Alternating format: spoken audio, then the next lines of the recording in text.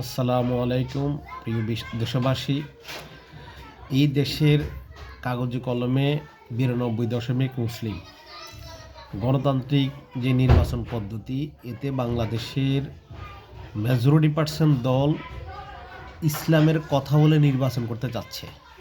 এখন আমার কথা হচ্ছে, তারা যদি সত্যি ইসলামটাকে পছন্দ করে, তাহলে ইসলামে তো গণতন্ত্রটা কুফরি এবং হারাম পাশাপাশি।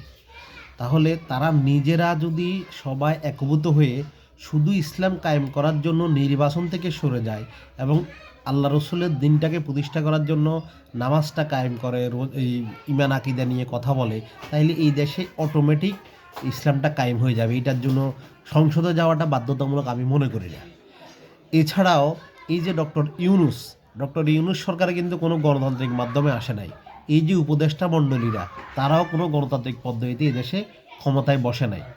তাই আমার সকল বাংলাদেশের যত মুসলিম নরনারী আছে, প্রত্যেকের প্রতি অনুরোধ হচ্ছে, আপনারা কোরআন হাদিসকে আঁকড়ে ধরেন এবং আমাকেও দোয়া করবেন আমি যাতে আঁকড়ে ধরতে পারি।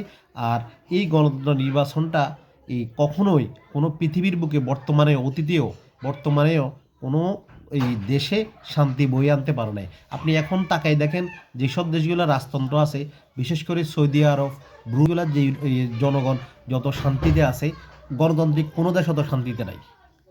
সবাইকে ধন্যবাদ।